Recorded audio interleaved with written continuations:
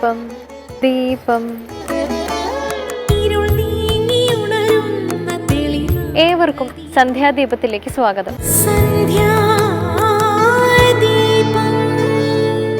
യജുർവേദത്തിൽ ശിവസങ്കല്പ സൂക്തം എന്നൊരു ഭാഗമുണ്ട്. നിശാസൂക്തം എന്ന പേരിൽ അറിയപ്പെടുന്ന ഈ സൂക്തം സുഖനിദ്ര പ്രദാനം ചെയ്യാൻ നല്ലതാണ് എന്നാണ് വിശ്വാസം. പഴയ കാലത്ത് ക്ഷേത്രങ്ങൾ വെറും ആരാധനാ സ്ഥാനങ്ങൾ മാത്രമായിരുന്നില്ല. അതുമായി ബന്ധപ്പെട്ട് വേദപാഠശാലകളും കലാപഠന കേന്ദ്രങ്ങളും പ്രവർത്തിച്ചിരുന്നു. അത്തരത്തിലുള്ള സംവിധാനങ്ങളാണ് ആധുനിക കാലത്ത് പ്രാവർത്തികമാക്കേണ്ടത്. ക്ഷേത്രങ്ങളിൽ സ്വർണം പൊതിയുകയോ കൊടിമരങ്ങൾ സ്വർണം പൂശുകയോ ചെയ്യുന്നതിനു പകരം ക്ഷേത്രാനുബന്ധമായി പഠന കേന്ദ്രങ്ങൾ സ്ഥാപിക്കുന്നതിലാണ് ശ്രദ്ധ കേന്ദ്രീകരിക്കേണ്ടത്. ഇനി ദീപാരാധന കാഴ്ചയ്ക്കായി ക്ഷേത്രാങ്കണത്തിലേക്ക് പോകാം.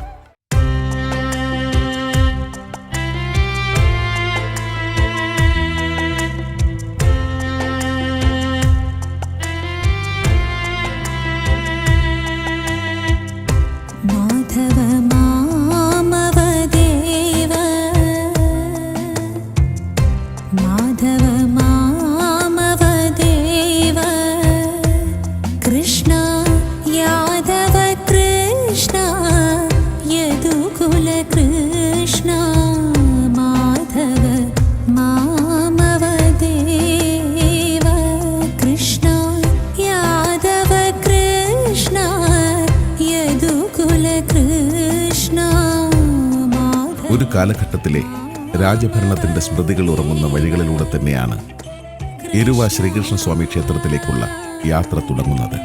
എരുവ ശ്രീകൃഷ്ണസ്വാമി ക്ഷേത്രവും കായംകുളം രാജവംശത്തിന്റെ കഥകളുമായി കെട്ടുപിണഞ്ഞു കിടക്കുന്നു എന്നത് ഒരു ചരിത്ര സത്യം.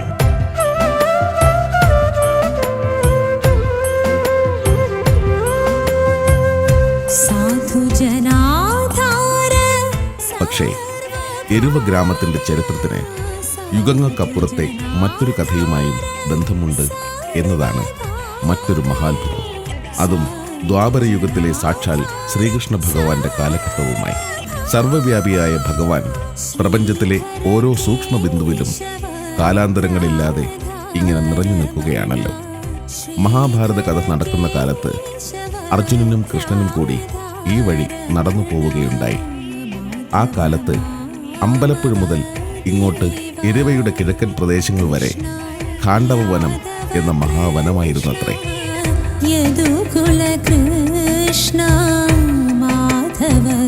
അഗ്നിദേവന്റെ ഉദരരോഗം മാറ്റുവാനായി ബ്രഹ്മദേവന്റെ നിർദ്ദേശപ്രകാരം മഹാ ഔഷധങ്ങൾ നിറഞ്ഞ ഖാണ്ഡവവനം ഭക്ഷണമാക്കേണ്ടതുണ്ട്. പക്ഷേ ഖാണ്ഡവവനത്തിൽ അധിവസിക്കുന്ന തക്ഷകൻ അഗ്നിയെ തോൽപ്പിക്കുന്നതിനായി ദേവേന്ദ്രന്റെ സഹായം തേടുന്നു.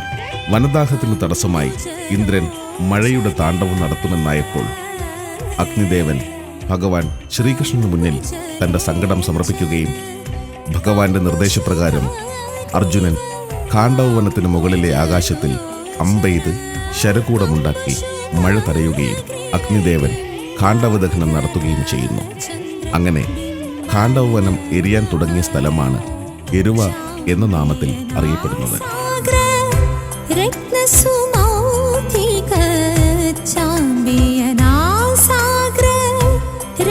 എരുവയുടെ സമീപ പ്രദേശങ്ങളായ പത്തിയൂർ, ഏവൂർ, മണ്ണാറശാല തുടങ്ങി കുട്ടനാടിന്റെ തീരവുമായി ബന്ധപ്പെട്ട് കിടക്കുന്ന നിരവധി പ്രദേശങ്ങൾക്ക് ഖാണ്ഡവദഹനവുമായി ബന്ധപ്പെട്ട് കിടക്കുന്ന പല തെളിവുകളും ഇന്നും സാക്ഷി നിൽക്കുന്നു എന്നത് ചരിത്രം. സച്ചിദാനന്ദ സ്വരൂപമായ ഭഗവാന്റെ പാദസ്പർശമേറ്റ മണ്ണിൽ തന്നെയാണ് ഭഗവാന്റെ ചൈതന്യം നിറഞ്ഞു നിൽക്കുന്ന എരുവ ശ്രീകൃഷ്ണസ്വാമി ക്ഷേത്രം സ്ഥിതി ചെയ്യുന്നു എന്നത് ആനന്ദകരമായ കാര്യം തന്നെയാണ്.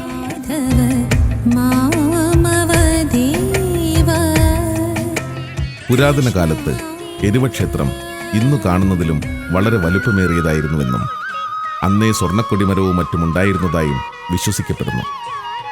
മാർത്താണ്ഡവർമ്മയുടെ ആക്രമണകാലത്ത് കൊടിമരം വെട്ടി പടിഞ്ഞാറ് വശത്തുള്ള വലിയ ചിറയിൽ നിക്ഷേപിച്ചതായി പഴമക്കാർ പറഞ്ഞറിവുണ്ട്. എരുവയിലെ ഈ വിശാലമായ കുളത്തിനടിയിൽ മണ്ണ് മൂടപ്പെട്ട് കൊടിമരം കിടപ്പുണ്ട് എന്നാണ് വിശ്വാസം.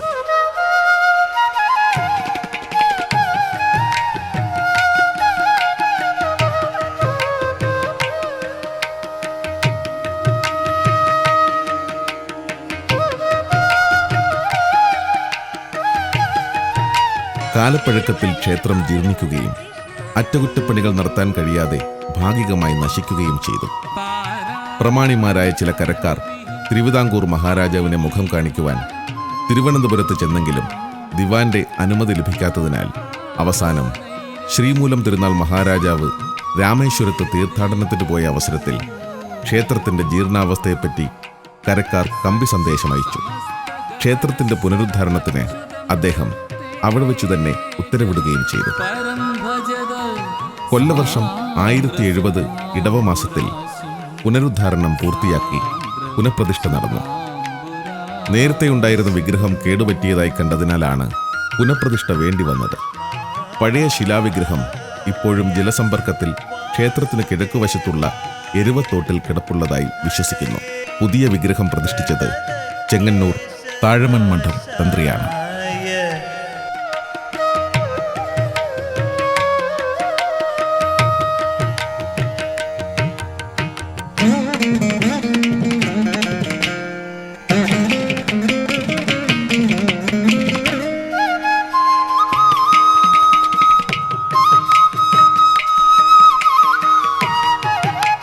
മറ്റ് ശ്രീകൃഷ്ണസ്വാമി ക്ഷേത്രങ്ങളിൽ നിന്ന് എരുവ ക്ഷേത്രത്തിനുള്ള ഒരു പ്രത്യേകത ക്ഷേത്രം പടിഞ്ഞാറോട്ട് ദർശനമായി നിൽക്കുന്നു എന്നതാണ്. സാധാരണ ഭഗവാന്റെ ഉഗ്രമൂർത്തി ഭാവങ്ങളാണ് പടിഞ്ഞാറോട്ട് ദർശനമായി വരിക. ആദ്യകാലത്ത് കായംകുളം രാജാവ് ഉപാസിച്ചിരുന്നത് നരസിംഹ രൂപത്തിലുള്ള പ്രതിഷ്ഠയായിരുന്നുവെന്നും നൂറ്റാണ്ടുകൾക്ക് മുൻപ് ക്ഷേത്രം പുതുക്കിപ്പണിതപ്പോൾ ഉഗ്രമൂർത്തികൾക്കെന്ന പോലെ പടിഞ്ഞാറോട്ടുള്ള ദർശനത്തിൽ ചതുർബാഹുവായ വിഷ്ണു വിഗ്രഹം പ്രതിഷ്ഠിച്ച് പൂജിക്കുവാനും തുടങ്ങി. അന്നു മുതൽ ഭഗവാനെ ഉണ്ണിക്കണ്ണനായി സങ്കല്പിച്ച് ഭക്തജനങ്ങൾ ആരാധിക്കുവാൻ തുടങ്ങിയെന്നുമാണ് പറയപ്പെടുന്നത്.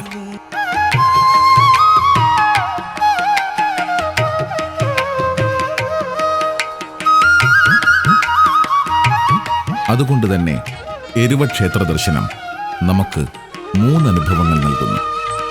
1. തൂണിലും തുരുമ്പിലും ഭഗവാൻ അധിവസിക്കുന്നുവെന്ന് മാനവലോകത്തിന് കാട്ടിക്കൊടുക്കാനായി പ്രഹ്ലാദന്റെ രക്ഷയ്ക്കായി തൂണു പിളർന്നെത്തുന്ന നരസിംഹമൂർത്തിയായും സർവഭയങ്ങളും നിർമ്മാർജ്ജനം ചെയ്യുന്ന വിഷ്ണു ഭഗവാനായും എല്ലാ സങ്കടങ്ങളും പരിഭവങ്ങളും തുറന്നു പറയാനുള്ള ഉണ്ണിക്കണ്ണനായും ഭഗവാൻ ഇവിടെ വാണരുളുന്നു. അങ്ങനെ എരുവ ക്ഷേത്ര ദർശനം നടത്തുന്ന ഓരോ ഭക്തന്റെയും ആത്മബോധങ്ങളിൽ അഹങ്കാരത്തെ സംഹരിക്കുന്ന മൂർത്തിയായും സർവപാപങ്ങൾക്കും പരിഹാരമാകുന്ന വിഷ്ണുവായും പ്രേമസ്വരൂപനായ കൃഷ്ണനായും ഭഗവാൻ നിറഞ്ഞു നിൽക്കുന്നു. കദളിപ്പഴമാണ് ഭഗവാന്റെ ഇഷ്ടനിവേദ്യം.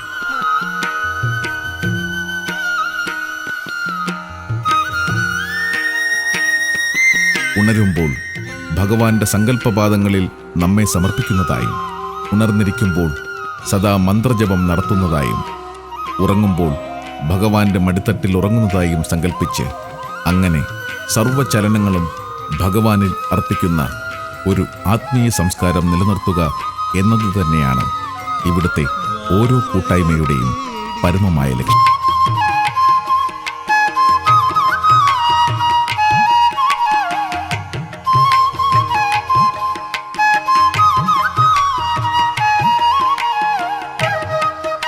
ദീപങ്ങൾ തെളിഞ്ഞു തുടങ്ങി. പ്രദോഷ പൂജയ്ക്കുള്ള ഒരുക്കങ്ങളായി.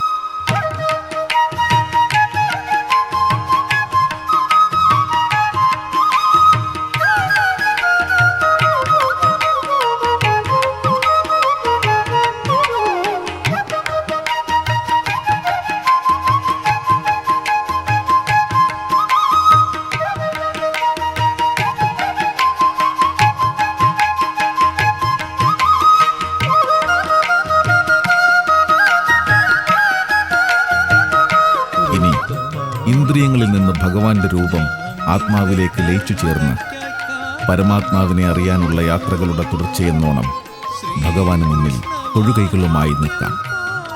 ഈ ആത്മപൂജകളിൽ അലിഞ്ഞു ചേർന്ന് ഭക്തഹൃദയങ്ങൾ വൃന്ദാവനങ്ങളാവട്ടെ. എരുവ ശ്രീകൃഷ്ണസ്വാമിയുടെ അനുഗ്രഹം ഏവർക്കുമുണ്ടാകട്ടെ.